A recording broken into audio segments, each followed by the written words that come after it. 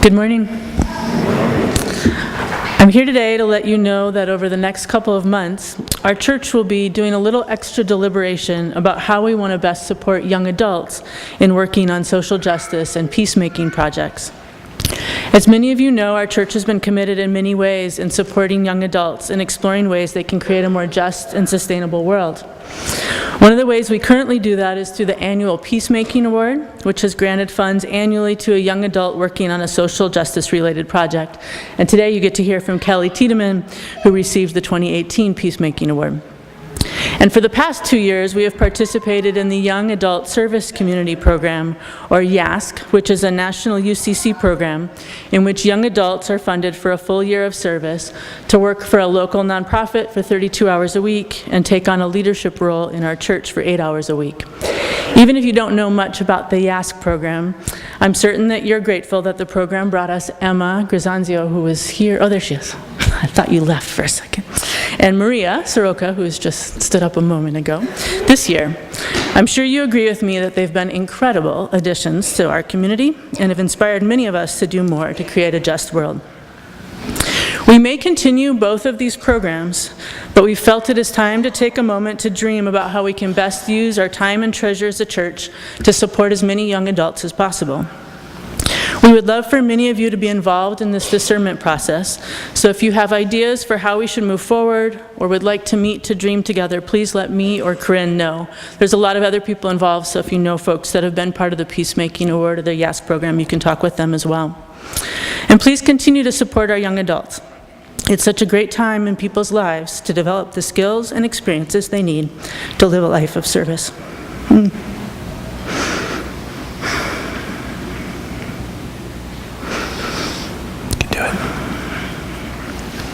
I'm in a tender space today. I just returned on Friday from Puerto Rico with a group of students from the University of Minnesota, where we let more than 4,000 people die. More than died in Katrina or September 11th. We were there studying what we can do to support the island to transition to renewable energy. And different than taking a group of community leaders or public officials, my students not only wanted to help lead that change, but they wanted to stay up every night, so I'm probably just super exhausted right now, talking about how they might change their degrees, what they might study, their careers to address climate change. So I deeply feel it's the work that I do is supporting young adults. I think it's a critical time in their lives to really figure out how they contribute to a life of service. So I guess I feel the question deeply. What can we as a church do to support more young adults in having these same kinds of transformational experiences? So I invite you to join us in dreaming up big and bold answers this winter. Our world certainly needs us to. And with that, in much more easy and fun news, I want to invite Kelly to tell you about her work this year. Come on up.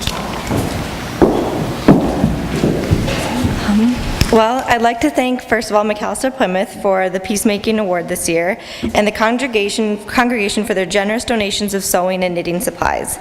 With these items, I created a sewing and soon knitting group in the women's shelter at Teresa's place. The sewing project we came up with to make pillowcases using the fabric that was donated to the program. These pillowcases were colorful and, as it turns out, also multifunctional as well. The award itself was used to buy storage containers and craft supplies on site, as well as additional items such as knitting needles, yarn, pins, and other sewing supplies. We created take-home gifts, take-home kits for our current group of women, and with these items, and some have already taken them as they graduated into independent living and stable housing.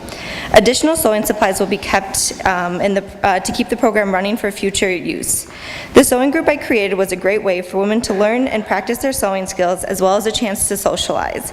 Several of the sessions turned into decorating groups where the women were able to create Christmas decorations for their living space at the shelter. I'm doing a knitting group next, and we are planning to learn how to make scarves and headbands for those cold Chicago winter season. All of us at Teresa's Place, thank you for your generosity.